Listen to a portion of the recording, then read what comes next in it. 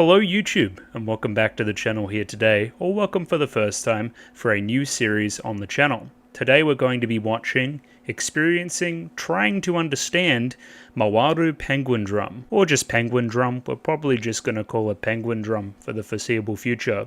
Yeah, we're watching it. Yeah, very excited to be here doing just that.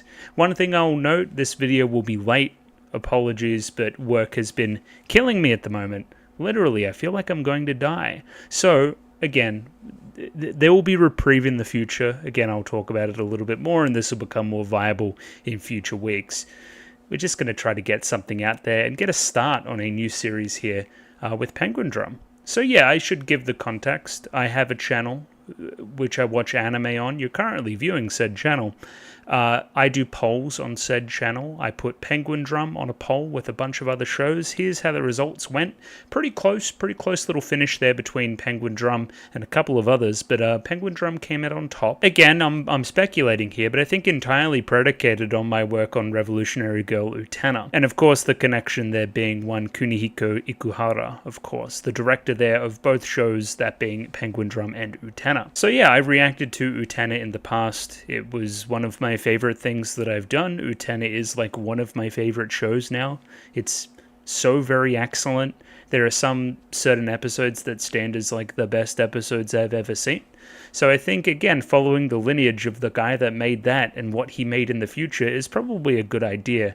Again, not that Ikuhara is solely responsible for Utena. There was a lot of fantastic people, fantastically talented people that worked on that show, and they should get equal praise, if not more, as again, especially for specific episodes there. But again, the united vision there, the PiPs of it all, of course, that's Ikuhara, I think. So yeah, excited from that perspective for sure. So much like way back in the day when I first looked at Utena, we're also going to have a look here at the ANN page and see who's worked on said show. Other than that, I'm definitely not going to read any of that, which I'm highlighting. I'm not going to read any of that because I'm not allowed to, because that's spoilers. We're going to have a look at this image and speculate instead. That's really all we're going to do here. Maybe talk about the title. What the hell is a Penguindrum? I've got no clue. What does any of that mean? Again, I couldn't speculate, but I'm not with any confidence. Either way, let's scroll down here to the staff, because again, 10 years, more than 10 years, like closer to 15 years passed between the ending of Utena and this. Like, Utena's late 90s, this is early 2010s, you know what I mean? Like, that's a pretty lengthy set of time. Specifically here, 2011 sometime? Yeah, mid to late 2011, sure. And yeah, as we scroll down here, again, ignoring all this stuff, even though I do recognize a couple of names, we're going to focus a little bit more on this side here today with, Kunihiko Ikuhara as the director of the show, but interestingly enough, one Shoko Nakamura being the chief director. Again, a little bit more of a advisory role? Again, let's have a look at Shoko Nakamura and see what they've done. Here we have it, Shoko Nakamura, who seems to be mostly an animator, working on a ton of different things. Let's see what we can see here.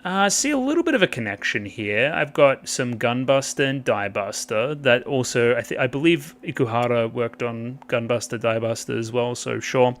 At least one of them. Gurren Lagann here as well, along with a few other things that kind of connect. I think I saw some Kill la Kill, yes, and I saw some Panty and Stocking. So again, I'm seeing a lot of Gainax into Trigger.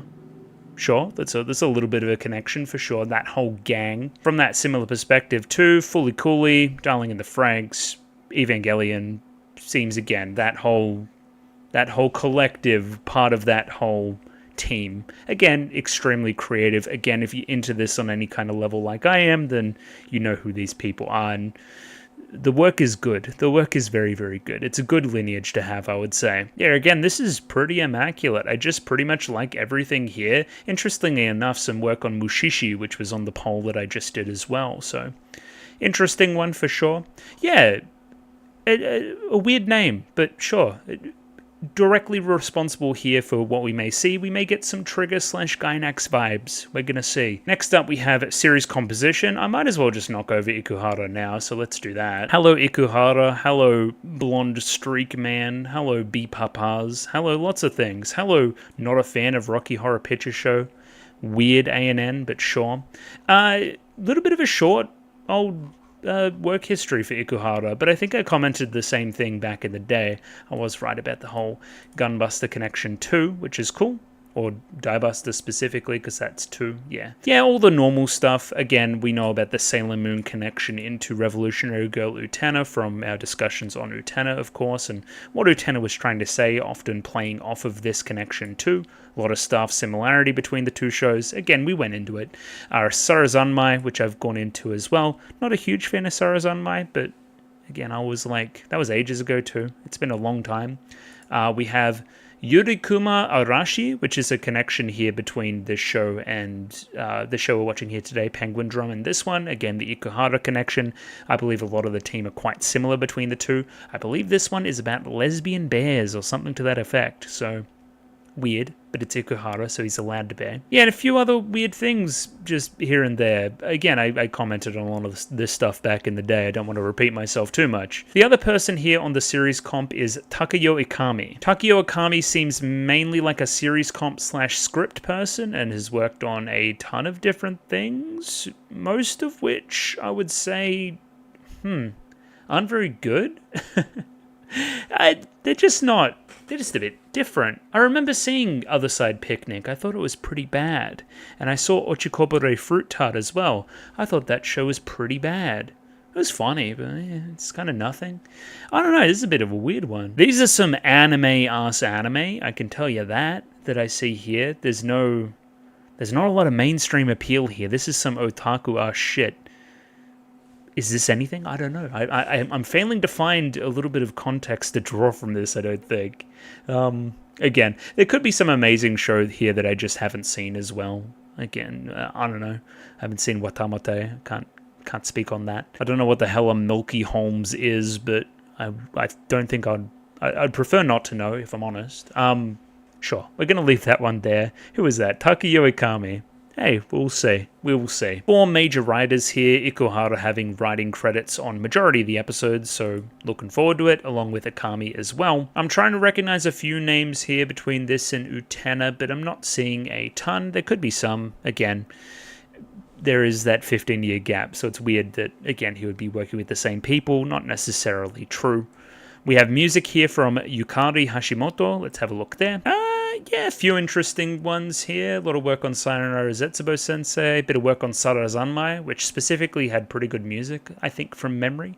I liked it, as well as the Yuri Bear show, which is good. Music on Toradora and another really generic rom-com I watched back in the day. Komi music. Yeah, Kakushigoto. Okay, I'm seeing a few themes here for sure. Grand Blue Dreaming. I like Grand Blue Dreaming. It's funny. Is that the new one? Anyway, I digress.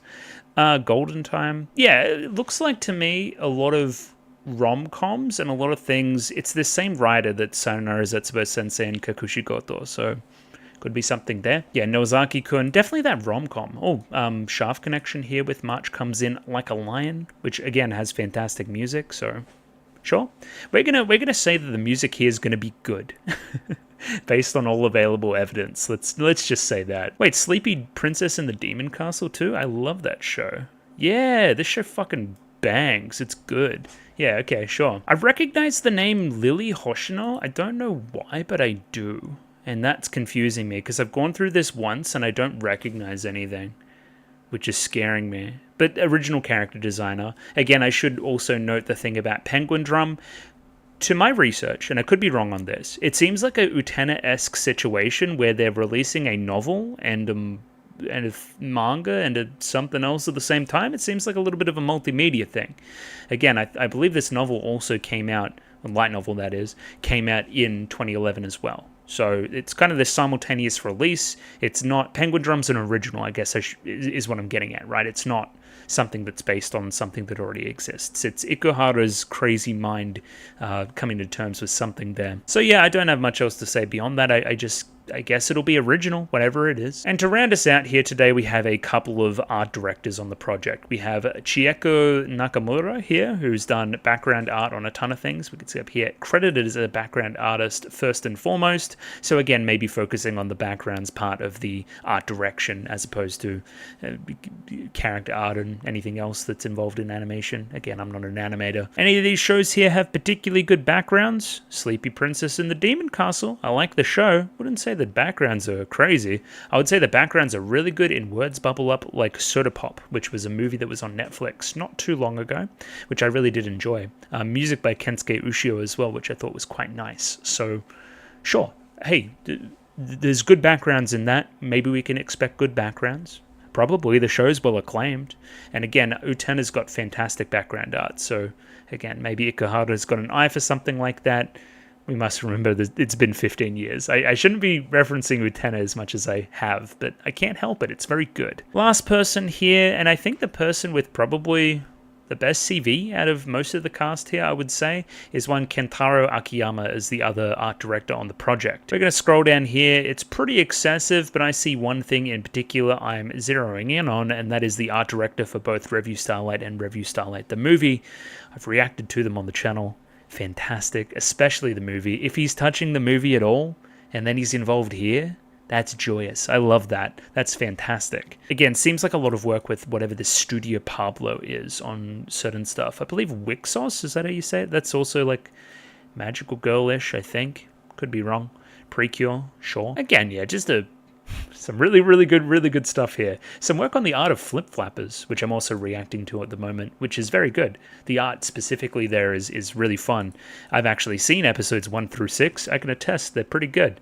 Episodes 1 through 5, maybe? Yeah, that's what I've seen. Some Doraemon shit, a little bit of, I think I saw Air. No, that's a different Air. I saw Clanad, so I thought I saw Air, but that's something different. Anyway, weird. Hey, it's probably going to look pretty good. I don't know, it's an Ikuhara show. Let's just move on here. I don't know what else I'm doing here other than that. Hey, Penguindrum. Let's try to pontificate about what the hell a Penguindrum is and look at this pretty low quality kind of poster I got. It was the best quality I could find. Shut up. What do we see here? Okay.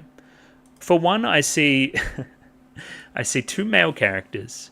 They look gay. Or maybe that's an assumption. I don't know. You seem fruity. It's the eyes, right? You've got Utena eyes. Very shoujo. I don't know. Are we going to... Are we going to play with gender a little bit? Maybe. Again, Utena did it a lot. Maybe. Because you're a very feminine looking boy, if you're a boy. I don't know. Even as recently as earlier this week when I reacted to Look Back, I got the genders wrong of characters before I jumped into it. So again, I'm very bad at that based on an image. Again, we're going to ignore the elephant in the room for now, or should I say the penguin, and we're going to focus on other boy. He seems a little bit more serious, a little bit more sexy, a little bit more... I don't know, evil. He's got a bit of pizzazz to him. It's a bit of a... You're very wide-eyed innocent. You're street savvy. You're street smart. Something like that. I'm also noting a very obvious red and blue head color scheme. These two characters are probably going to be integrally connected, if I can speak. They're going to be at odds for whatever reason. Again, based on the blue and red kind of thing we have going on with the hair colors. Makes sense. I'm going to say they're in school uniforms. I'm going to say they're school-age characters. Again, much like Utena. And they're going to be solving problems within a school. Or a school-like environment. Something to that effect. Again, Utena was trying to say a lot of stuff with uniform and clothing. And distinguishing between clothing and who is the important characters and who aren't the important characters. Are we going to be doing similar things here? Potentially. Again, even in the uniform, you've got your tie up, very tight and very proper. You've got it down a little bit of a bad boy. I like a bad boy, for sure. Okay, let's talk about the elephant in the room. Again, penguin. Hello, penguin person. I'm guessing this is where the Penguindrum comes into it, because I don't know what the hell a Mawaru is, but Penguindrum, I know those words. Those words don't go together, so why are you making a portmanteau of penguin and drum? What are we doing there? So I was thinking to myself in the shower about penguins and what it all means, right? There's two things I can come up with, and they're pretty damn basic. Penguins are black and white, so there's a dichotomy there between the two color schemes on two extreme ends. Very, flip-flappy, if you wanted to be that direct about it. It's also, you could tie it into morality somewhat. You have a black or a white sense of morality. Like, you see things in black and white as opposed to a moral grey. Is it going to be part of the conversation there? Potentially. Again, just based on the color analysis.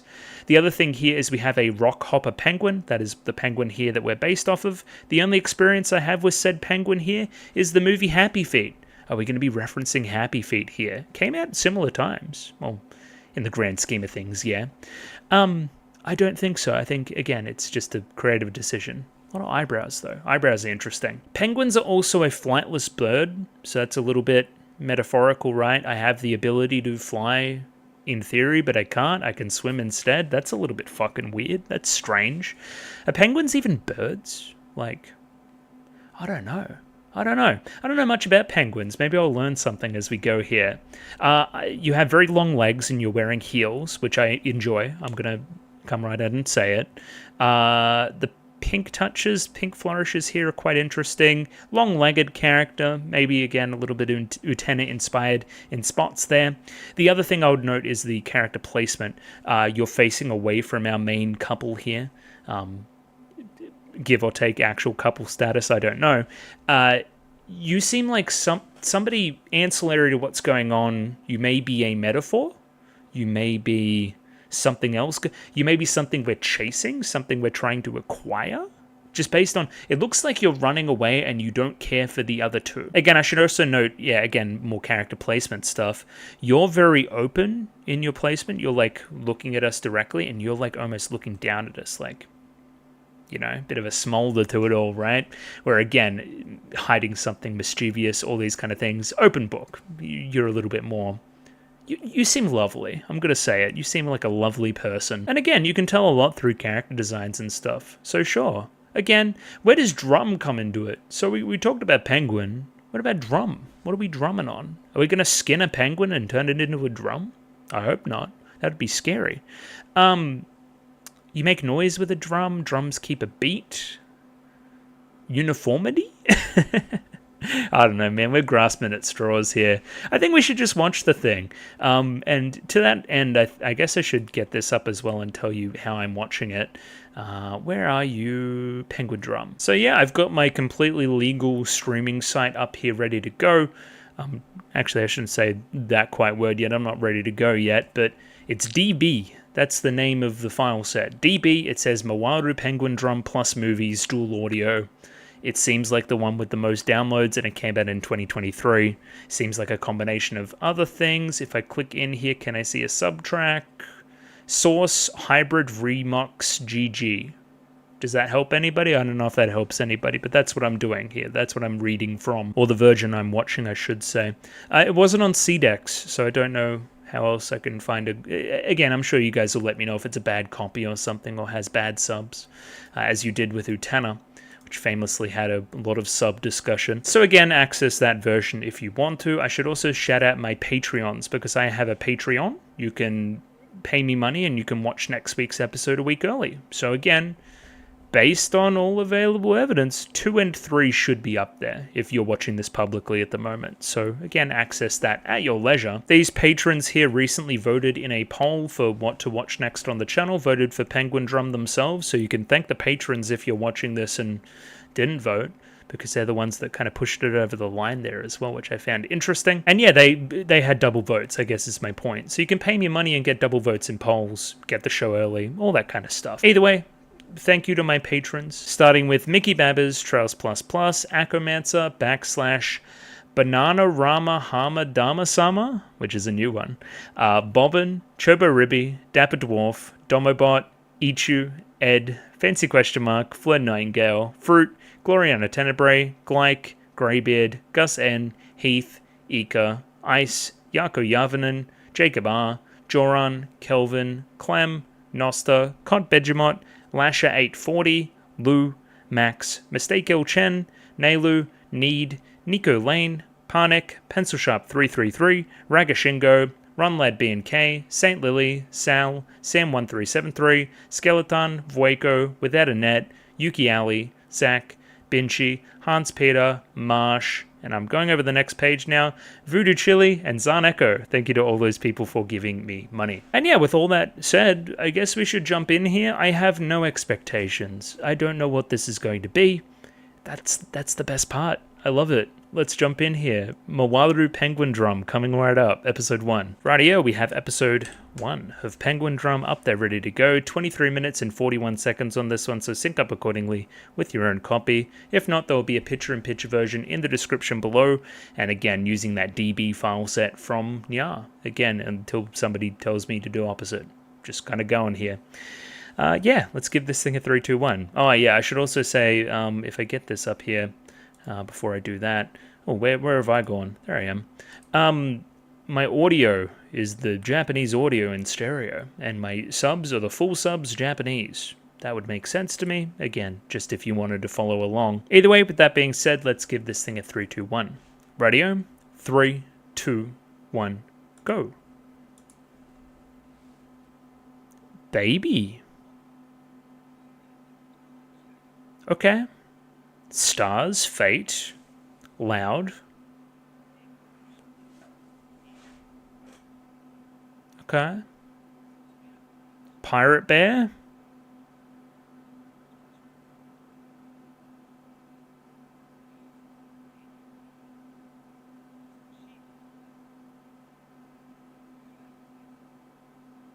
Okay.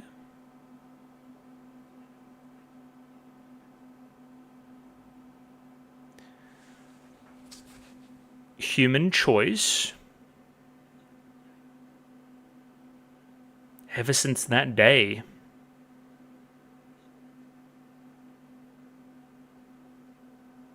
Love the background. Interesting. Opening. Finally, Penguin.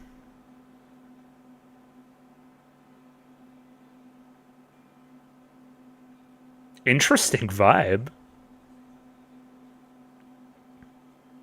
And we. Yeah, these 3 main characters, seemingly.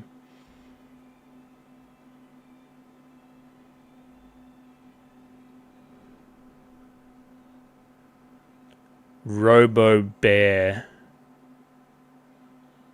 Girl. She's got my hairline.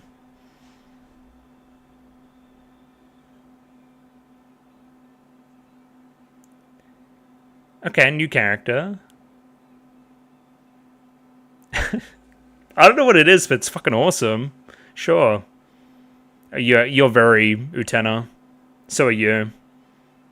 And then the gates in the background, the bird. Pink guy? Who's pink guy?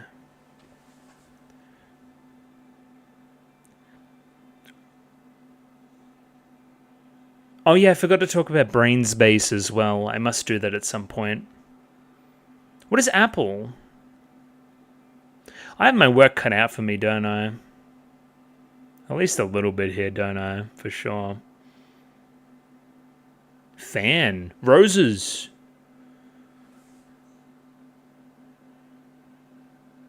Names. Okay.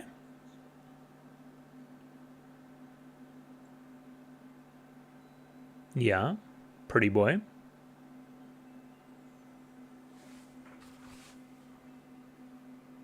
Yeah, what is what is happening? What is the go? Can I get some establishment? Okay, we did good. Or you specifically did good. You cooked.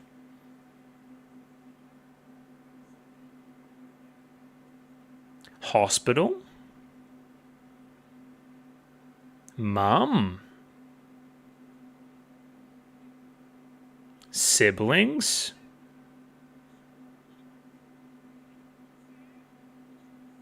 Poor.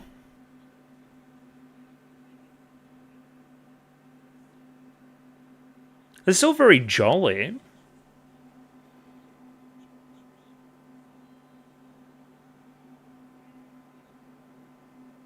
It's also very weird. There's just a little weird things happening right now. Oh, I liked that.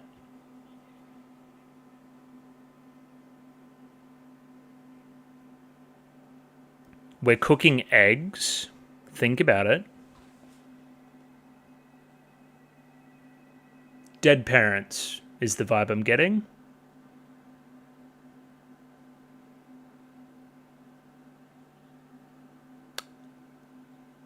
Or that. That works too.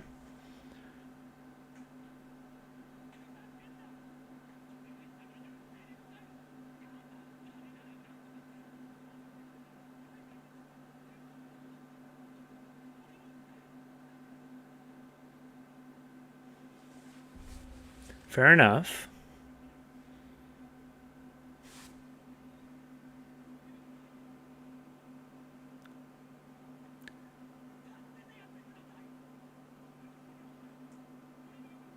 I like the way this show's directed a lot. It's very snappy.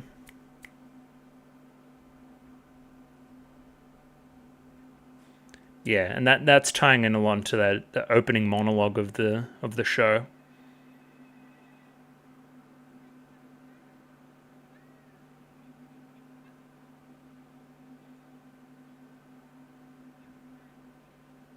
What is Himari Day? Please elaborate. Whatever she wants. Every day's Himari Day, as far as I'm concerned.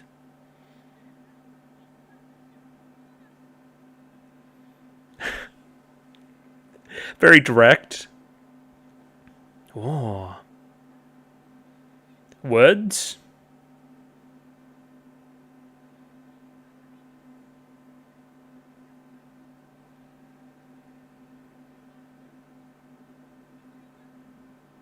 What are these kids talking about, dog? When I was 10, I talked about Pokemon cards and stuff. Not the existential scheme of it all. Kind of. If we choose to live in the moment. Penguins.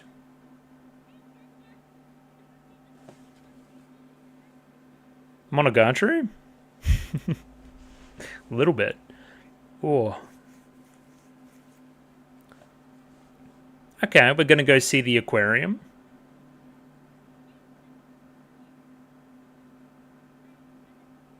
Sick.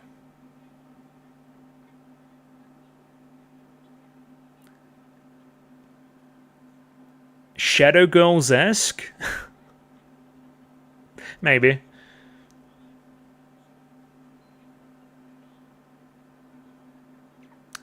It's almost like motion manga in spots. There's not transitions between certain emotions on characters' faces in a very purposeful way.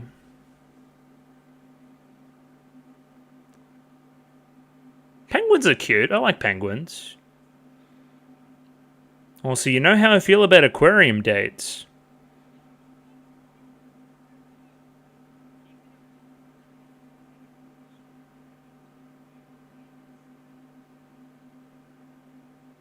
Oh, I like the sound there too.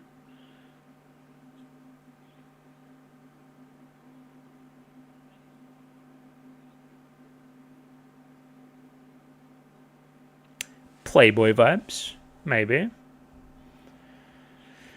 Nostalgia?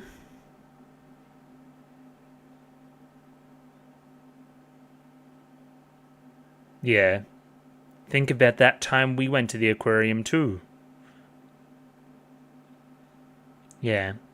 You're thinking back to that day. What are bins? Who are these freaks?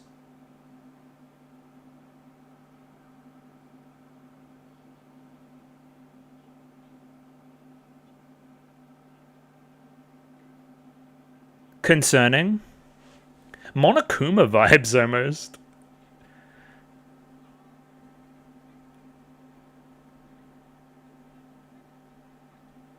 You guys are poor, remember?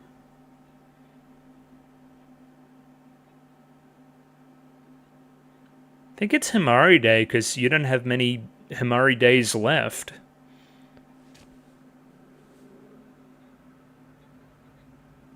She's wearing the thing.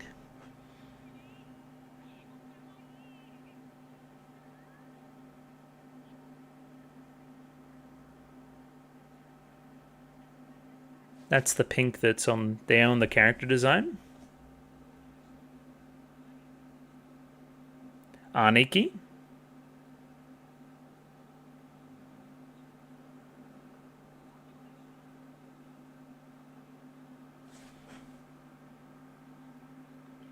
Yeah, okay, she's literally dying.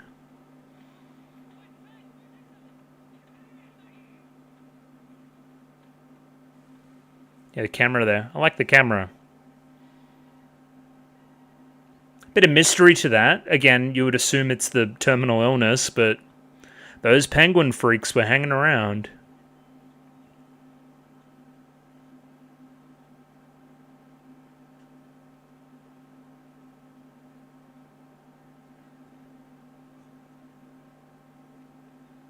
Oh.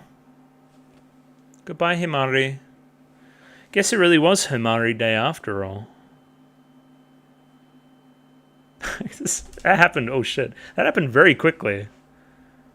Yeah, this stuff I love too, visually. Like the subway map. Or train map. This looks very Utena. The shadows and the afternoon sun. The candles? The incense?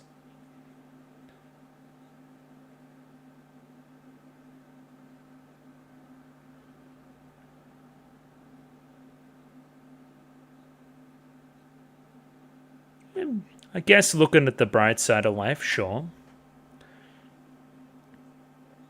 Ikebe Uncle. Uncle Ikebe.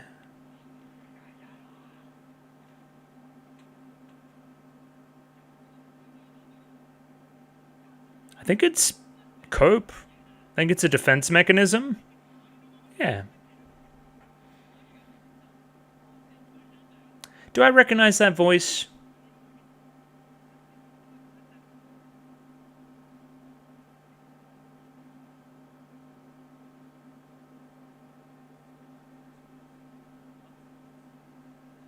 Punishment?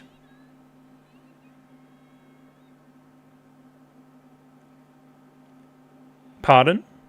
Again, I assumed something like this would happen, but not like this.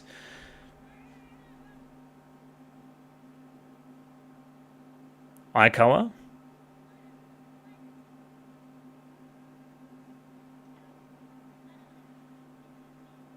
I'm rejoicing. Thank you.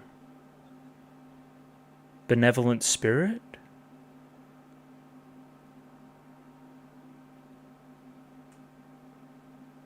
I'm dead again?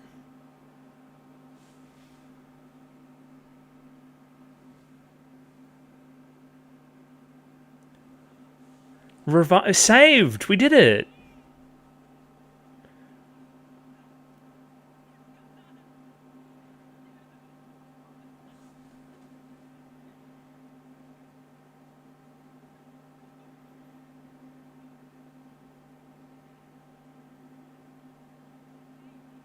Yeah, because she's just kind of snapped back to reality.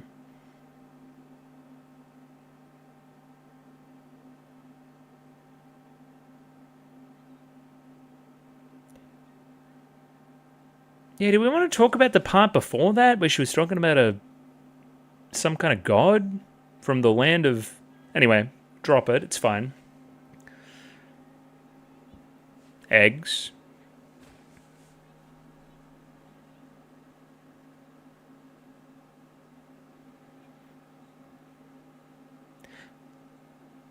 This feels like repetition.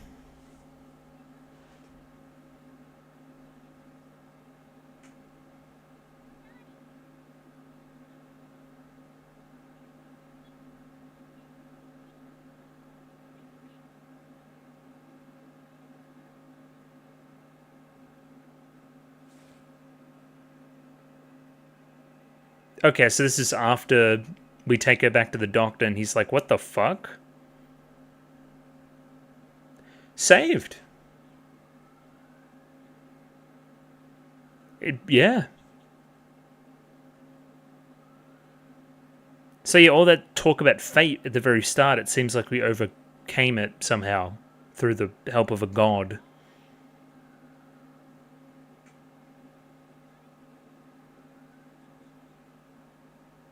And now we're getting a mysterious package. Egg. One's got a bow on it, like the penguins. They're metallic? They're frozen.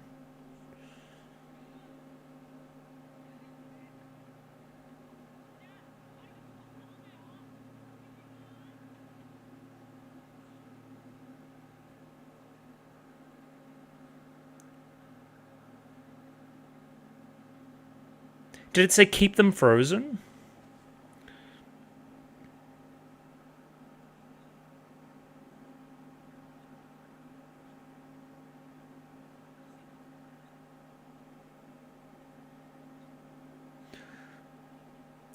There's always a catch.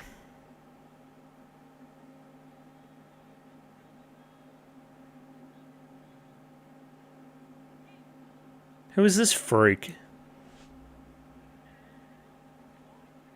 Wakaba head ass. Get out of here. You will never be her. Oh, I like her.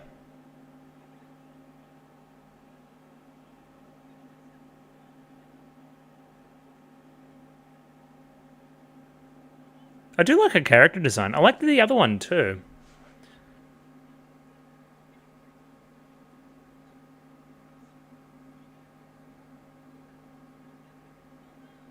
What is Takakura Ototo? A little brother. This should be moving. That's all I'm trying to say. Penguin. The camera, oh my god. I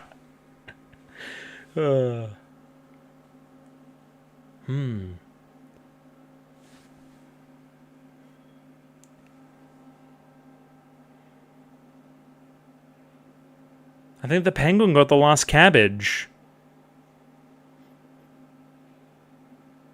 With a guy on it.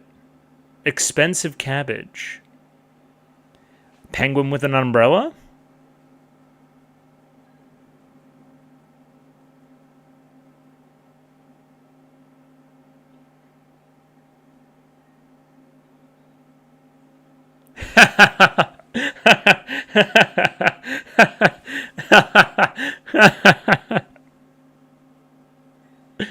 Oh, okay, so no one can see the penguins?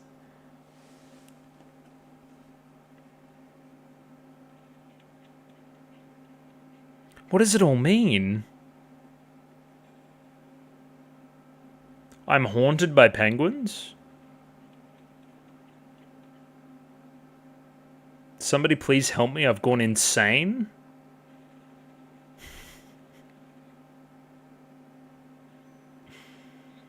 He just wants to help. Okay, do you guys know about the penguins?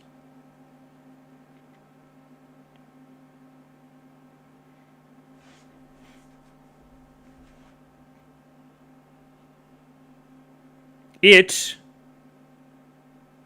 The camera is fantastic.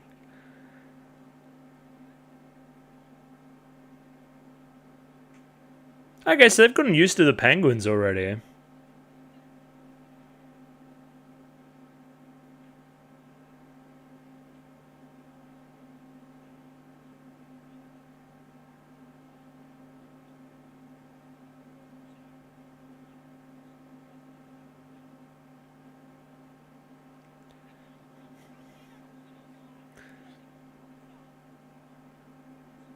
Finally, penguin slaves. Oh, and she's back.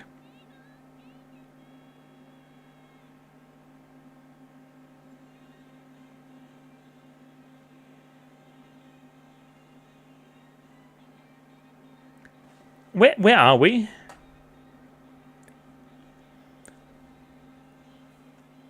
I've got a feeling as to what this may be. Is this our Zetai Ume Motu Shikoku? That one? Is it like that? You know that sequence in Sarazanmai where they go up the guy's bum? It's like that. But this version.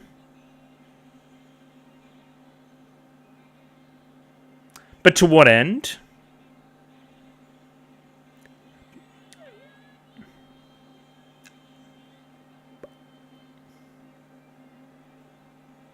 Fair enough. That's me. Me, yeah. Oh.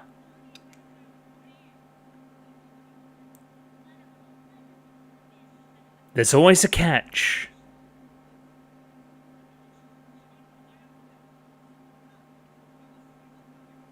What is the Penguindrum?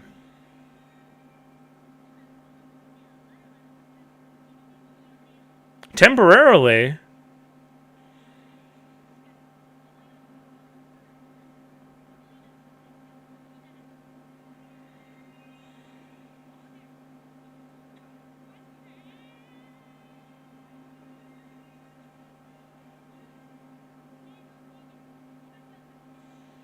Naked.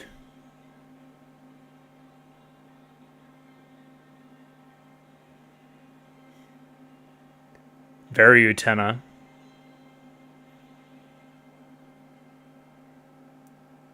Also a little bit incesty, which is also very Utena. I don't know, man. Keep talking about it. Why not? Mm-hmm.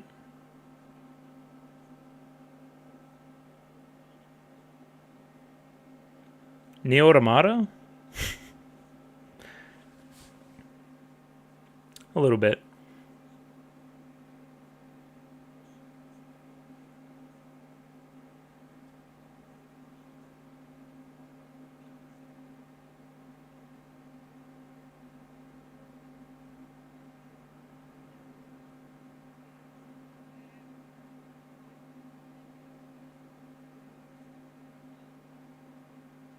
Okay. And then same shit. It's like the intro.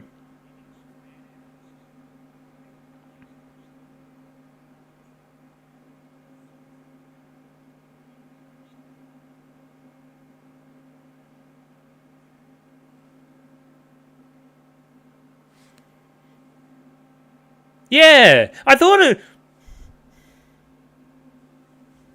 What? Why? The bell of fate tolls. Oh, this rips. Also, what? Why did they kiss?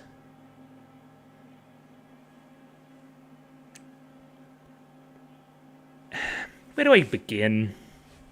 This shit's fucking weird. It's cool though. There's a lot of really cool things going on, production wise and like theming wise, obviously. And again, I've got at least some segment of guarantee that it's gonna go somewhere based on my experience with Utena, right?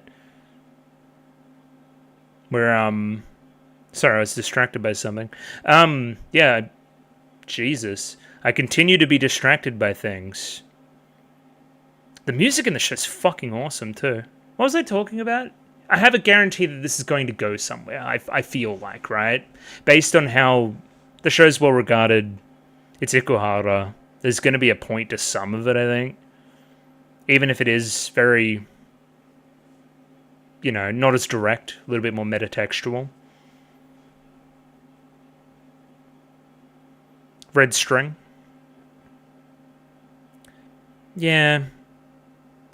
I don't know if I needed an opening and an ending as well. That's a lot of analysis all at once. We'll see. I got time here today. Next time on, which we're probably not going to do. Oh, maybe. We ended up doing them for Utena. You're eating toilet paper? Thank you, Lily Hoshino. Okay, that was episode 1 of Penguindrum. That was quite strange, and I'll return with some amount of thoughts on it. I don't know what else to really say. Yeah, we'll see. So yeah, episode 1, Penguindrum, we watched it. You guys weren't lying, it was fucking weird. It was strange. I really liked it though. Obviously, there was a ton of really interesting little details that I hope to, recount to you about it. I hope to spot them again and say why they're interesting.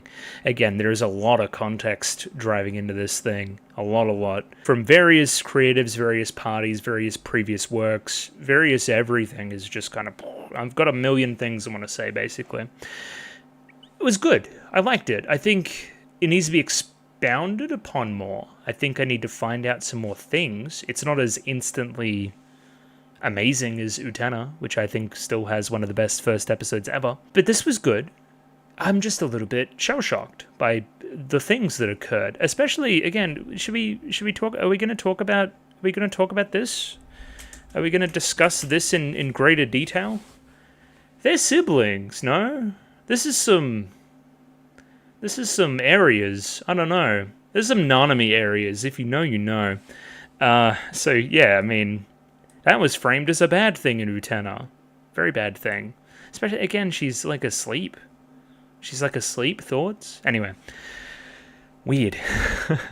Another thing, just off the top of my head. Again, these two characters are twin brothers. That being, let me get those names again. Apologies. Kanba and Shoma, right? And then I looked up the VAs for these characters because one of them sounded similar. Both of the VAs have the last name Kimura and are also quite famous. Both have been in things before, hence why I would recognize voices and so forth. They're not brothers. Do we have brothers playing brothers, is my point. They're not brothers. I think they're just both named Kimura, which they're allowed to be, I think. Again, please correct me if I'm wrong there. Let's go back to the very start. In the essence of, I guess, good timing and everything, I'm going to try to go through at a pretty good pace here. Again, I can pick up things in subsequent weeks.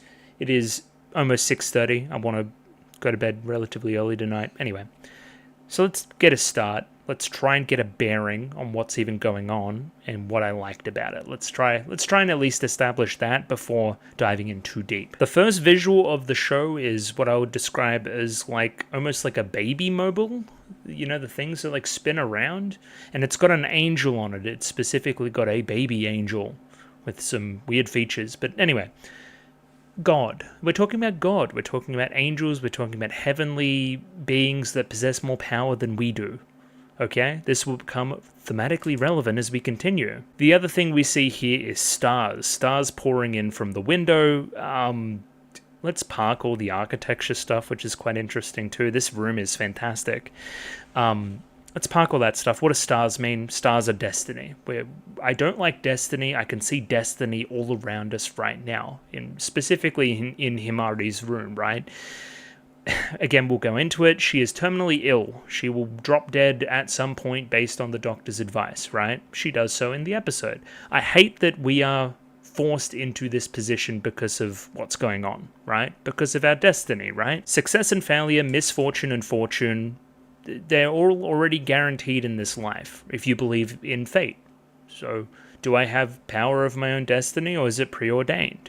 Am I simply experiencing what happens to me based on some greater power, higher power's plan, or am I personally in control, right? Based on all available evidence in the episode, I would say you are now tools in somebody else's game. Okay, it's interesting, right? Who is speaking right now? Let me try and get a bearing on that. I'm unsure which of the brothers is speaking, and I'm bad with voices, so don't at me. Listen, let's talk about this because it's more important. This seems to be an early childhood memory where we are associating these 3 penguins that we see with various penguins, with each sibling, right? Each sibling has a penguin. I'm noting specifically here because there's 3 penguins, 3 kids, and one of them has like a little bow on their head, that being Himari here, right? Little penguin on the head. They went to see the penguin exhibit.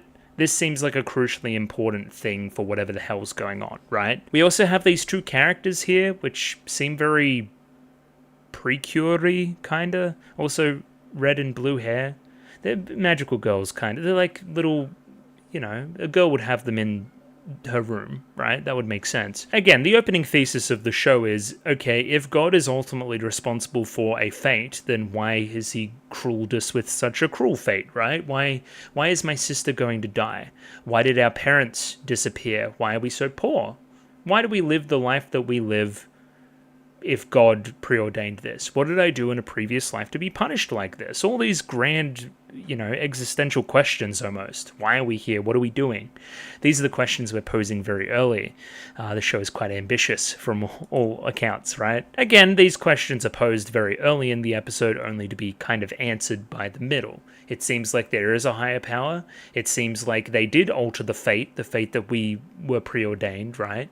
Did we have any choice in this, or was this still merely the playing of some god character? Did we choose to save Himari? Maybe, I don't know. It seems like the god can take her away. Specifically, she said, temporary. I'm temporarily reviving Himari to get the Penguindrum, right? So, to that effect, this is also proved correct again. God is also still... You're still his playthings, or her playthings in this case. You're not in control of everything the way this opening monologue would want somebody to be, in control of their own destiny. So again, it may seem like God gave you a break, but again, as I said during the reaction, there is always a catch, and that's what it seems like we're getting at overall here with this concept, I would say. Also, what is a Penguindrum? Thoughts? Anyway, I've got nothing. This room is spectacular too. Again, just like princess curtains. Like, okay, very notably, the two boys sleep on futons outside whilst they kind of elevate their sister, right? Their precious little sister. Again, the optics are weird. We don't need to talk about it. But hey, we're going to, sacrifice our own enjoyment to give her the best life possible. Also, again, with the context that her life may be very short as well.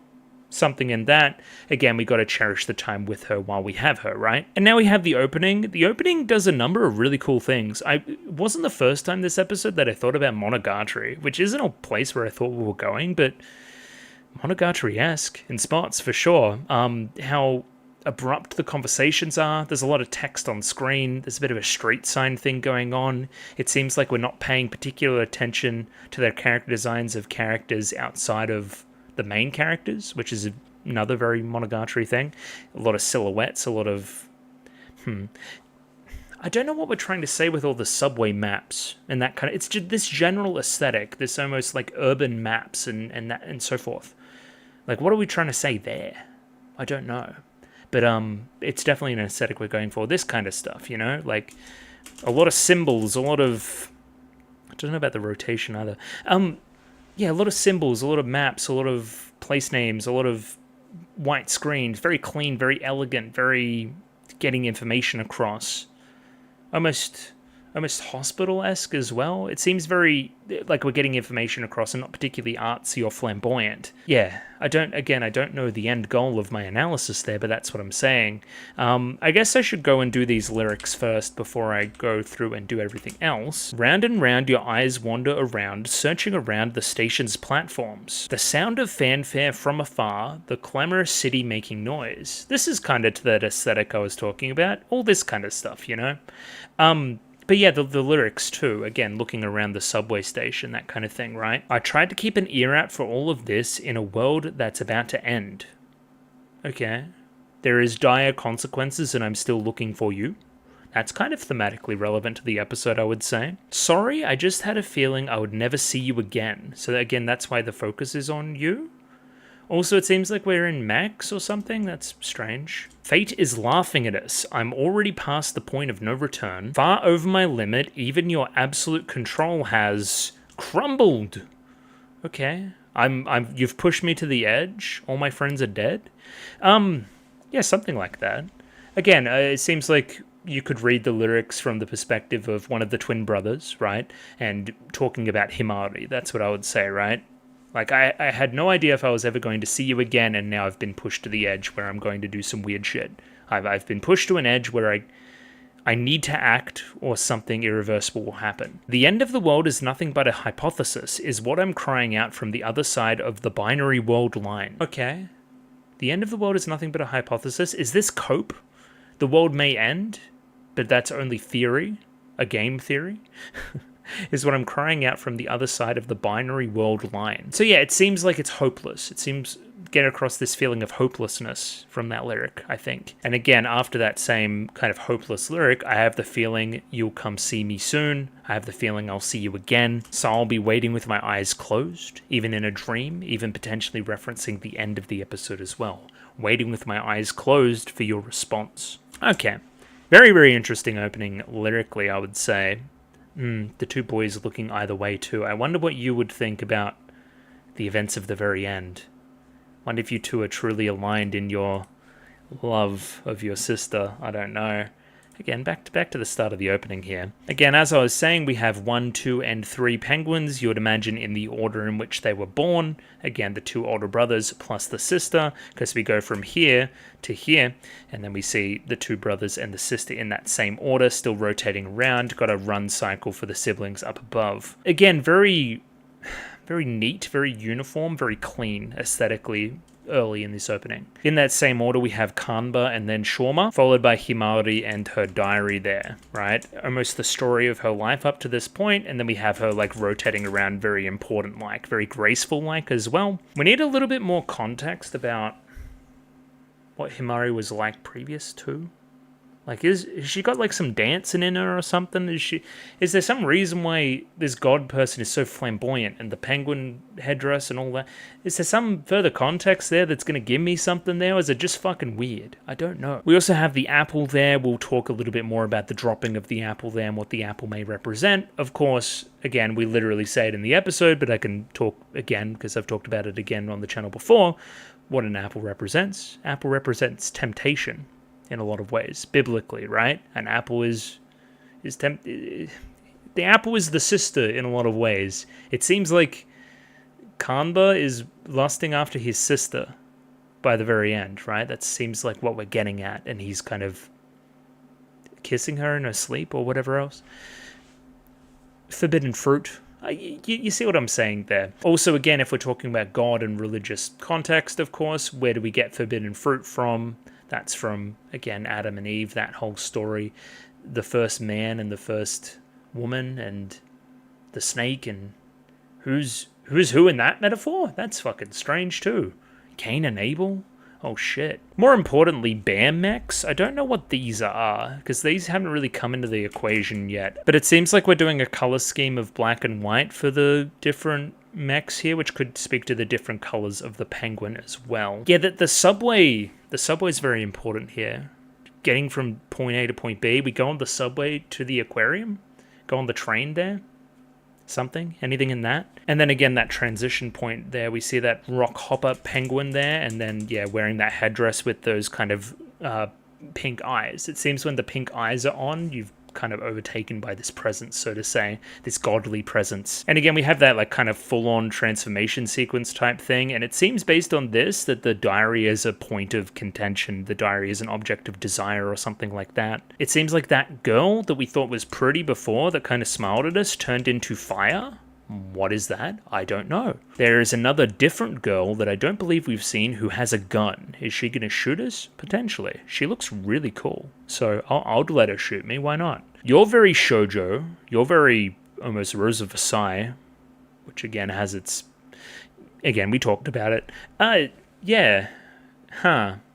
You're interesting looking. You're almost a fish out of water in this show in a lot of ways. The costuming too is great. That kind of Victorian era dress. You seem straight out of Utena. It's something about these kind of adornments and the kind of the silhouetting and this whole thing. Yeah, very Utena for sure. Again, we don't know half these blokes. We didn't see half these blokes. You seem very important. Pink-haired gentleman, I'm going to say. Pink-haired gentleman with pink eyes. Anything? Is this the guy possessing the sister? Anything could happen. Seems like the boys have a falling out. They try to grab hands there. Again, Utena opening style. And then they can't quite grasp each other's hands before one of the boys falls. Can we tell which one of the boys this is? Because the bullets fall, we miss a hand, and then that seems like it's Shorma who is falling. Again, he's going to be caught offside with this whole kissing business, right? Who is fourth penguin? Hello? There is a fourth evil penguin? please. It seems like the fourth evil penguin is the god or whatever, because based on all this and the whole eyeshadow thing, it seems like you're that other version of Himari, right? There's this god person, this godly presence. And again, you grasp onto that apple, one of the hands from one side, as we kind of focus on Himari in the opening there. Again, it seems like she's symbolically that apple. We'll carry that knowledge through into this scene where we discuss the apple. Yeah, the house is just fantastic. It's very colorful. It's very odd. It's very ramshackle. Lots of words for it. It seems like it's thrown together, seems very lived in. When we zoom out completely, it's not a, it sticks out like a sore thumb in the neighborhood. They're not particularly socio-economically well off. Yeah, this one, right? Again, it seems like a very lived-in house that stands in grand contrast to the stuff around it. Additional context here, pretty obvious one. We have the Takakura residence, which I'm imagining is their last name. We have the three siblings here below and two names scratched out. Probably dad and mum, you would think, because they fucking died in a car accident or something. We introduced properly to our three siblings here. Again, I still can't tell whose voice is the opening monologue there. I can imagine Kanba's. That would make sense, I think, based on the ending scene as well. We see the dynamic here, right? We have Shoma up early making breakfast, putting a lot of effort into making breakfast, and again, both of the boys very much watching their little sister and seeing what she may do. Maybe that's the other Monogatari vibe, the incestness of it all. I don't know. Again, Monogatari has its certain persuasions that way. But again, the boys are doting over the sister. We soon learn this is because, again, she doesn't have long left. Now, this is interesting. Specifically, the miso soup that Shoma makes tastes just like Mum's, right? I would associate you broadly more femininely and you more masculinely thus far. You embodying traits of a motherly figure is kind of interesting. Is there anything in that? We'll see. Generally, Utena didn't have a lot of good things to say about men. Well, yeah, kind of sometimes. It was a complex thing. So it'd be interesting to see how we ultimately judge Kanba as a character as we move forward. Because again, why are you doing what you're doing at the very end? And why are you doing what you're doing at the very end? You're dreaming in the night, thinking about her, and you're, stepping up and kissing her on the lips. Do you see what I'm getting at? Are we getting at something like that, maybe? It would be irresponsible of me not to mention eggs. Eggs were a huge part of Utena as well. Very specifically, we're focusing on the, cooking of these eggs and the serving of these eggs to Himari. There's also, of course, the eggs of the penguins and so forth that we see a little bit later on too. So, again, life, rebirth, cracking of shell, breaking of the world shell, egg, all that kind of stuff.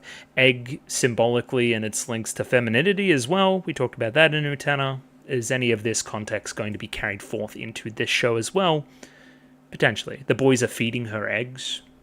Anything? I don't know. I wanted to highlight this kind of stuff as well. There's like kind of transition points between the animation here which do not have a lot of frames at all. Like almost none. Very motion manga style. I like it as a choice. It feels very deliberate. It doesn't feel like laziness, which I think it could be characterized as. I just think it fits with the general aesthetic of what's going on. Mostly it's weird. It's offbeat. It matches with the offbeat weird house that we're in and the offbeat weird character designs that we have. I think it just works. As we're recounting this story about the eggs, I wanted to pause on this frame of Shoma, right? He's looking at his sister right now with a little bit of concern. Again, she's laughing and having a good time, but he's ultimately reminded of she doesn't have long left, which is the next kind of scene we go into after this, right? As we flash back, again, this very similar aesthetic style. Text on screen, Monogatari-esque, as I've said, where we go to To'o Hospital examination room and the brothers receive the sad news from the doctor. It's too cruel if it's fate. Again, linking into our opening monologue and the stuff about God. The boys here learn the news that there's nothing we can do for Himari. It seems like some kind of brain condition, which is interesting with the whole headdress situation as well. Maybe we'll address it, I don't know. Interestingly enough, I forgot this. Kanba is the one that erupts early. So Shoma seems a little bit more distraught. He seems like he's really struggling with the news that, she doesn't have very long to live, if only a few months, Again, really struggling, devastation almost, and then Kanba goes for aggression.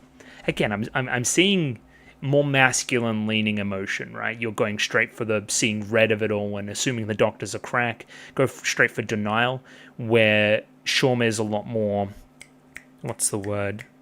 just distressed and sad more than angry, which again leans more female. Generalizing, I know, but yeah, it's just something I'm seeing. I'm unsure if it's correct yet. It seems based on this scene and the scene a little bit later on at the very end of the episode, Kanba seems to fight against fate a lot. That seems to be his general thing. Don't say there's nothing we can do. I will give my life. I will give my organs. Doctors are meant to be like gods, blah, blah, blah, blah, all this kind of stuff. Don't say that this is the status quo that is unchangeable. Please give me some amount of hope somewhere. Again, I think we should contrast this a little bit later on with the scene with Shorma where he breaks down upon Himari's death, right? Again, you're the more dramatic one there, and I want to see the difference. A very pointed line here from the Doctor. Doctors aren't gods, you know. Again, he's like in Dogiza almost here, right? He's like fully bowing down to him, please save her. Again, I can't. I'm merely human. If only there was some godly presence that could save her, right? Some kind of miracle. Based on all available evidence, of course, God must not even exist because he has forsaken us if this is our reality. We snap back to reality and Himari seems like she's having a good time. She specifically says that it's Himari Day here, right? So she gets whatever she wants today. The boys like that. Again, at least she's enjoying what time she has left. The boys know the additional context. I'm sure she's aware that she's going to die at some point too, but it may happen very suddenly. And here we go. Here's the apple stuff, right? Let's keep in mind that Himari is also the apple a lot metaphorically visually in the opening, right? Like I said, the apple is the universe itself, a tiny universe in the palm of your hand. Okay, well, apples, much like eggs, are also, they have seeds in them. It's like new life, that kind of stuff. So again, linking into femininity a little bit if you wanted to. There's something in there, in that I would say for sure. It's what connects this world and the other world is an apple, which is also Himari. Makes sense because that's how we connect to the penguin lady. The other world, the world Campanella and other passengers are heading to. What are you talking about? What is a campanella? A campanella may refer to a little bell or a surname or a piano. I forget this word. A song by Kenshi Yonezu, which I don't think so. UFO Soft? UFO 50 reference? I'm unsure. I'm unsure what a campanella is. If it's a mushroom, I saw a mushroom there before, which is strange. Again, I should switch over to my actual camera too. Excuse me, this one. The apple is the connection. The apple is also the reward for those chosen to die for love. Another connection to Himari, you would say. Die for love? Chosen to die for love. What does that mean? But everything's over when you're dead. No, it's not. What Kenji was trying to say is that's actually where everything begins. What do you mean, Kenji? Okay, I'm very confused. Please elaborate on this if anybody... Again, I'm seeing Himari as apple, as connection, as all these things that we're kind of trying to say here. There's not even to mention half the stuff in this house, bro. Again, hopefully we the Utena reference. It actually is too, which is crazy. Because in Utena, Wakaba has the crazy kettle. Yeah, that's very fun. Yeah, please let me know if there's any fun details in the house. Hopefully we keep this setting and I can keep looking at all the fun stuff in the house. Either way, the apple is bliss, the apple is happiness, the apple is love. Keep an eye on it. And yeah, we're commenting on this moment now. It is very blissful, just the three of us in peace in these kind of final moments of her life, so to say. The bliss is fleeting, the bliss is momentary, but it is still bliss all the same. Again, we're literally setting this up for disaster. We already know that she's terminally ill, and if we're saying, oh, life is peaceful, I wonder if something's going to happen upon going to the aquarium. It doesn't take a rocket scientist to figure it out. This very similar shot to the opening, and yeah, all this kind of visual stuff is so fascinating. I love it. And again, we go to this specific spot in Tokyo, I'm imagining, because we've got Ikebukuro up here as well, and a few other stations I kind of recognize. And yeah, let's go to the aquarium. I'm very interested about these two magical girls. The other thing about them as well is that there's one with a red color of hair and one with a blue color of hair, imitating the two male main characters as well. Anything in that? Maybe. Well, kind of, I don't know. Weird. Magical girl, something, I don't know. It seems like they're almost like corporate logo people for stuff that yeah, this is almost very Disney. Like it's being used in marketing and like public service announcement stuff to tell information to get to kids or something. Weird. We're recounting the good times on the train, something about a sea otter interpretation, something about a seahorse interpretation. If you wanted to squint, seahorses are the only animal that the males get pregnant. Anything, I don't know. Am I grasping at straws a little bit early? Maybe. We'll see. These penguins here look kind of weird. They don't look like your traditional penguins, but they're still cool and they're very cute. Very similar to the ones they saw way back in the day with their parents. It's an interesting thing we bring up here. Penguins are very good swimmers, but they look very goofy on land. So, like, that's kind of a weird reversal as well. Kind of like this flightless bird thing I'm talking about. This bird that can swim. Again, like I'm in the wrong space. I'm in the wrong body almost, something like that. This mismatch to it all. Again, body invasion being kind of a theme here as well. Notably here we have Kanba walk away with a phone call, leaving Shoma and Himari alone watching the penguins. And this is when the thing happens. What was the call that you got? That's interesting. We didn't really follow that up at all. The two here are reminded of their parents as they look over to these three over here, this young couple with their son, I guess, looking at the penguins. We used to do that. We used to have parents. That's a bit nostalgic and also kind of sad.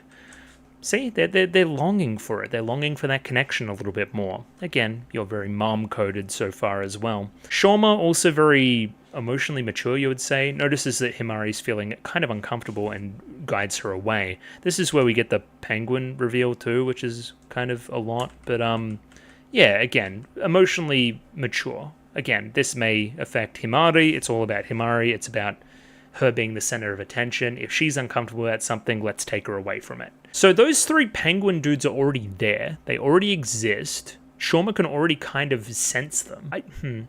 You'd think it had something to do with the god person, but that happens all before the god stuff happens. So, like, what's the deal with the penguins, is my point. The little penguin friends. Weirdly enough, you go to grab the sea otter here. You go to grab the one that represents Kanchan, represents Kanba. Is that anything? Am I grasping at straws? Maybe. He's also very expensive. What does all that mean? Again, we need a seahorse equivalent for Shoma here. And specifically here, you put on that kind of penguin headdress and say that you're the queen. The queen also associates with God somewhat, God queen, that kind of stuff.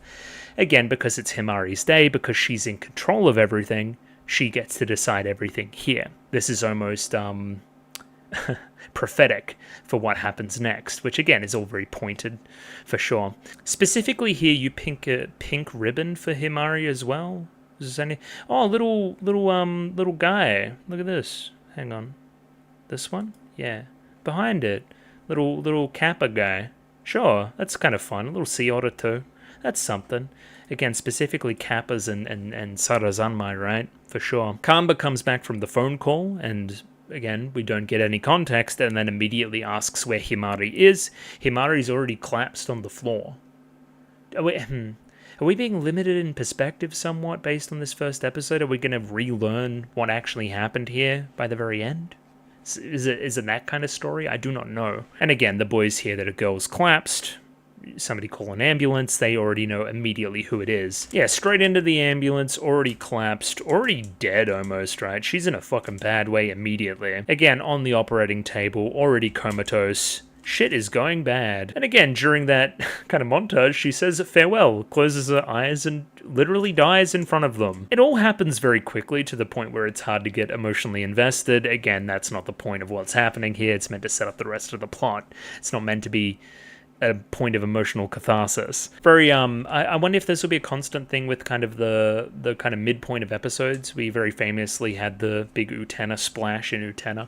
I do like these things to separate the episode, like Full Metal Alchemist, like that kind of vibe. We moved from Station 1 or Station 0 to Station 1 here. Is that in kind of keeping with the first episode? Are we going to be moving on a journey on this roadmap as we move through the show? Is that going to be something? Potentially. I noted specifically this scene here reminded me of Utena. I believe it's the long shadows and the afternoon sun. Again, there is a very clear distinction in Utena between night and day and the actions that happen there within, what certain characters are hiding, what certain characters are not hiding, what somebody looks like during the day versus what somebody does at night, and again, lots of stuff. So again, that's kind of what we're getting at. It's kind of this transition point, again, almost between life and death as well, as symbolized by this scene. It is interesting to contrast the two characters here, right? We had Kanba, who was the one that was devastated upon learning the news of her illness. Contrasted now, we have he's almost coping, right? He's almost like, well, we knew it was going to happen, blah, blah, blah, blah, blah. Like trying to, it's a defense mechanism. He's trying to like convince himself that this was all expected and it's fine. Where again, Shauma is the one that's more emotionally affected and more vulnerable in this scene. And I'm wondering what the point is here. What's the difference? What causes that reaction there and this reaction here between the characters? Both clearly love their sister, but what is it the difference between learning of the illness and learning of her death that causes the change here? Again, specifically, Shauma here goes for violence on Kanba, right? How dare you say such heartless things? How dare you try to be all defensive about this and so forth, right? Why aren't you as emotionally affected as I am? You didn't love her as much as I did. Or loved her for different reasons. We'll talk about it. Again, specifically here, Shauma says, it was blissful just a moment before. What kind of cool god would cruel us with this fate, right? And again, Kanba's like, that's the punishment bestowed upon us. That's our punishment. Now, the punishment angle is interesting because do you feel guilt for what you do in the very end of the episode? Is that why you're thinking punishment, right, in your head? Weird. But again, punishment is also fate in your eyes. If fate is true and there is no kind of actual, like, player choice to any of it, right, that would be the cruelest punishment of them all. You want to take control of your own destiny, right? Here we have Himari saying survival strategy, which seems like it's going to be her thing, as this god kind of inhabits Himari's body. And again, this is just as you say it may be a punishment. So again, almost this is like that second chance emerging upon you adopting that line of thinking. That's an interesting line as well, too. And again, the two boys are pretty amazed. Again, you can see the difference in the eye color there, and yeah, again, the way of speaking. It's clearly you're being possessed by a different person. I have come from the destination of your fate. Rejoice, for I have decided to extend this girl's life. If you wish to keep this girl alive, and then it almost seems like the headdress drifts off the head there, falls to the ground, and then she's automatically back to herself, and back alive again, and fully recovered as well. We don't get to finish our little monologue there, something that happens by the very end of the episode. Again, this is the deal with the devil, so to say, or the deal with God. You do this thing, I'll revive your sister. That's the kind of thing we've got going on here, right? Like, hey, mortals, let me play with your life a little bit. Here's something you really want. Here's something I really want. Let's make a deal. And again, from that perspective, our first thing should be, what is a Penguindrum? How do I acquire a Penguindrum? Food for thought, I guess. Again, something we'll consider going forward. Again, you're first in for the hug. You're a little bit more hesitant and a little bit more blushy. Is that anything? Again, maybe I'm grasping at straws with this whole idea I have going on about the difference between the characters. Again, sure, more focused on Himari here, you turn your attention to the headdress, which kind of shimmers in the eyes, and you're like, well, what was that whole possession thing about then? We almost restart the episode here. It's back to status quo and back to bliss, as we've established. Again, the eggs are delicious. What are eggs if not birth and rebirth as well? Again, you have been revived and you are eating eggs once again. It's no mistake that we see 3 egg-shaped little penguins arrive at the door as well, cryogenically frozen, almost in stasis, the same way Himari's life is also in stasis. Quite a bit here based on that kind of stuff already, I would say. Himari continues to say that she's all better and she's going to start helping with the housework and all that kind of stuff now. It seems like legitimately a miracle. Again, we used to dote over her. Now she's a little bit more self-sufficient. We can actually continue to thrive as a family unit. Yeah, this house seems like a mismatch of all 3 of them in one. Again, these shared spaces between all of them, the frilly pillow and the green touches over here and the blue elephant kettle and like all this Eiffel Tower stuff. Revue Starlight reference? Maybe. Tokyo Tower? Anyway, like it's so eclectic. I'd love to, break this down a little bit more, but I don't even know where to start, honestly. I do think the backgrounds are really fucking awesome. Either way, we get a flashback here, and we go back to the doctor, and he witnessed a miracle, the most shocking phenomenon in his medical career. The 2 boys are equally shocked by the doctor's words. She's fully recovered. Very pointedly here we have the headdress on top of the world, as we must remember, the apple represents the world represents Himari. Himari is our entire world, that being the two twins. This is almost like Gremlins type stuff. 3 eggs like arrive and they're being like frozen, and they arrive at the door and they're like sealed, and we open it up and it's like that kind of stuff. It's very cool. I like it. Again, each of the eggs very pointedly representing one of the siblings. I'm not sure where the penguins are going yet, but they certainly are here. And again, only we can see them. It's almost like they're our personal assistants or slaves. Again, they're always doing stuff for us. They're like subservient to us, almost like we're their god. Do you see where I'm going here? Oh shit! Whoa, that's crazy. It's not. I don't know what we're doing yet. I'm just kind of spitballing. Now this is interesting. Shoma needs to go to school whilst Kanba stays home with Himari. Does he not go to school, or I don't understand. Anyway, weird. Huh. Look at what they're learning in class. How embryogenesis works. Like literally reproduction, right? Less specifically reproduction and more just like cells multiplying, which again is kind of reproduction. Interesting. Again, all the egg stuff. Interesting thing to be talking about in class is my point. Again, almost like the start of a story, almost like there's been this reaction, almost this fertilization of the story, and now it's beginning to kind of expand out from there. I really like it as a concept broadly, early. That's pretty cool. Now, this guy seems like a best friend character freak. I don't really like him very much, and he's all over one of the main characters. It can't help but be reminded of Wakaba when I see such a character. You will never be as good as Wakaba, I'm sorry. Specifically here, you call him Takakura Ototo, which is the little brother. I've since learned that Takakura is the last name of the family. Again, you're the younger of the twin brother duo there. And again, you like to tease him for that. That's kind of interesting. There's something in that, maybe. This guy here's talking about belly buttons or something, and almost jeering Shoma by saying that Kanba would come along and pervert the girls when he wouldn't. Thoughts? Again, maybe I'm projecting early. I don't know. We'll say. Either way, we notice some attractive young ladies over there as they walk past. One in particular is pretty creeped out by the friend. See the chick in the middle? She's so fine. Yeah, I like her character design for sure. And again, she's in the opening. She seems broadly pretty important. So again, she almost turns around, looks at Shoma, who isn't looking at her, and then like smiles to herself and continues.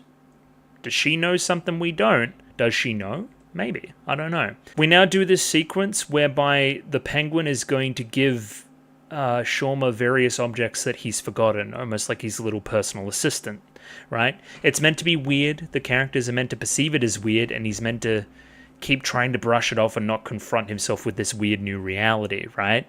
Again, you're surprised by this in kind of contrast to our framing on Kanba and Himari later on, which they seem all very used to it, right? It seems like you're late to the party, seems like you're out of the loop, a little bit like you're out of the loop by the very end of the episode too. Oh, again, I must praise the camera work here. Again, imagine your reaction upon seeing like a little penguin freak next to you, right? I think it would be akin to said like kind of camera work, right? See how fucking shaky it is? If VLC wants to behave. Right there. Like, it's like an action shot. It's crazy. And again, the penguin kind of disappears just like that, so it's almost easier to think of it as delusion, right? That I'm just kind of seeing things. Following up the kind of train pass, we now have the organic cabbage being given to Shoma by the penguin as well. Which it's random, but it's funny. I like it. I love cabbage.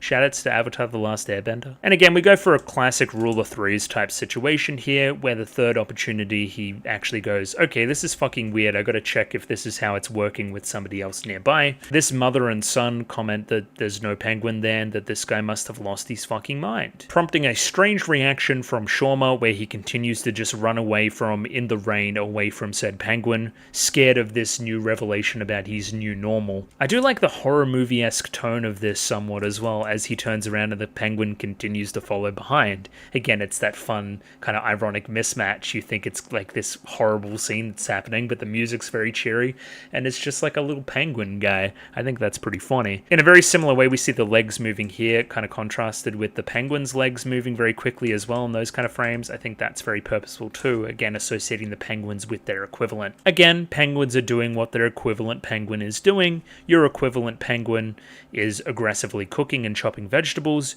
you're chopping vegetables, still got the same camera work stuff going on as well. And again, Himari's penguin is knitting with her. It seems like it's little mini me that I get to boss around and they get to do things for me. So are we going to like use the penguins in our grand quest for the Penguindrum? Is this anything? Maybe, I don't know. This penguin here kills a bug? Is this anything? Absolute power over another life? I don't know, that's too far, probably. Again, we get the revelation here that only we can see the penguins. The penguins are almost taking a seat to this as the big moment of the episode is about to happen. I see this as our equivalent to the kind of, what would you say, dueling arena entrance sequence from Utena, or the water slide sequence from Sarazanmai, let's say. Something that will be repeated a number of times, kind of this transition point. Even in Review Starlight, they do something very similar as well, which has its ties to Ikuhara too. So, yeah. We're going to see this a ton of times. We're going to see this repeated, if I was to speculate. I do like survival strategy. I think it's pretty funny. I think it's catchy. I think it's iconic. It's a lot of things. And she says it with such vigor, again, in grand contrast to normal Himari. From there, we kind of go through those subway gates, and it turns into like almost a full-on transformation sequence, right? Welcome to Rock and Roll Fight. I'm just a rock and roll AM. I'm just a rock and roll band. We've been running down this road, racing through a path full of signs. We crossed countless towns, spreading our song. Continuing to torment these cowardly fools, the wind blows even after the lengthy winter, still storming down the road. You say imagine. Yeah, the song, I have nothing to say about the song. The transition, the sequence is fantastic still. The song seems like it's like almost pastiche. It seems like a Magical Girl pastiche almost in a way of this like happy-go-lucky fun song that it seems like something Himari would like to watch, is my point. So I'm wondering if there's a little bit more like specific reference stuff there. There's some time imagery, world imagery going on here. Then we have like a mech transformation, like a train running on a track too. It kind of separates from there into a rocket with a lot of turning and stars and weird Magical Girl stuff, where there's like a weird bear inside of the thing, and then she appears from the pregnant bear's stomach. It's a lot. It's a lot for sure. And yeah, that kind of connects that white bear to the black bear over here where the boys are. And there's that kind of bridge, right? And there's that first conversation between the god and the boys, right? So I'm seeing like gender split there too between the white bear and the black bear, because she's in the white one, you're in the black one. So something there. Again, we don't get a name for you, but you say that you're not the sister, you're not Himari. I have come from the destination of your fate. It seems like the continuation of the conversation that she was trying to have before it slipped off of her head. Again, that leading Kanda here to the conclusion that the hat is controlling her. The hat's the one in control here. She's very slay. I like the high heels. I like the long legs. She's very young, so I don't want to say too much, but it's very cool and very creative, I will say. She seems omnipotent and everywhere and slay and the most important being in the universe based on this sequence. It's also very busy visually, which I love. I think it all just works. And she's, yeah, all these poses and stuff. It seems very almost parody and pastiche, right? All this kind of stuff. And then the boys are just confused. Like, this is literally happening where, again, generally in Mahou Shoujo, these things are a little bit more figurative. It's meant to like explain a feeling rather than actually occurring. So, and the boys are like reacting to it in real time and being like, "What the fuck? What are you doing?" Like, that's kind of fun and subversive, I think. They start to talk about the payment for what's happened, the Penguindrum in question, and then Shauma gets dropped out. Very notably, Kanba doesn't get dropped out, right? So you drop. You don't. You stick around. Let's initiate the survival strategy, and then you grab Kanba's heart. Yeah. And then does that lead to what happens in the very end?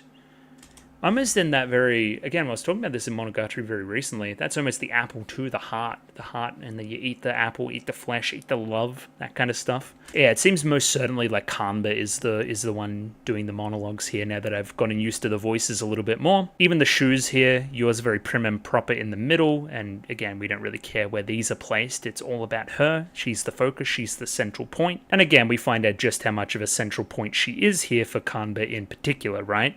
As again, he's talking about survival strategies programmed into DNA and why were we born and all these kind of things, right? Again, we're broadly talking in this monologue about fate again and God and who deemed certain things to be certain ways. It seems like you're dreaming, almost like wearing that Scrooge type drip, got the nightcap on and everything, right?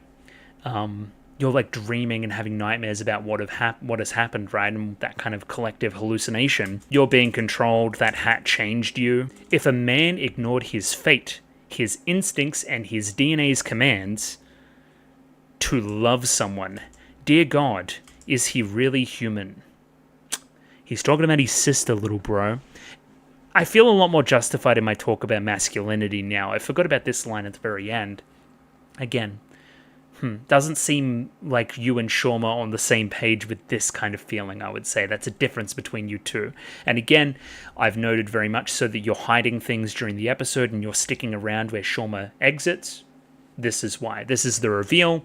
You're on a different type timing that he is, right? And that she is, for the record, right? You're kissing her while she's not exactly awake. And again, I hate the word fate, and that kind of the end of the episode there. I have very much run out of time, so we're going to stop it there today and talk about the ED, potentially in a little bit more detail later. All these kind of grabby hands at her is interesting now that I think about it. I think we're trying to say something about gender, again. And again, to oversimplify a pretty out there premise and a pretty out there show thus far. We're trying to say something about certain gender roles and certain things about masculinity and femininity again. Lots of stuff about eggs and apples and penguins and all sorts of BS. It's fucking weird. It's slay. It's very fun. I liked it. I really, really liked it. I'm keen to see more when I'm less tired. I was very tired here today, and the coffee's running out. I gotta go. But thanks for watching. Next week, I should do 2 and 3. Timing being, all things being equal, we'll see. But yeah, looking forward to more. Patreon, if you want to be 1 week ahead. And Discord, if you want to talk to me about Penguindrum and a bunch of other things. Cool. I love incest. Anyway, I don't know why I said that, but thanks for watching. I'll catch you later. Goodbye. And sweet dreams. Let's end with that one. Why not?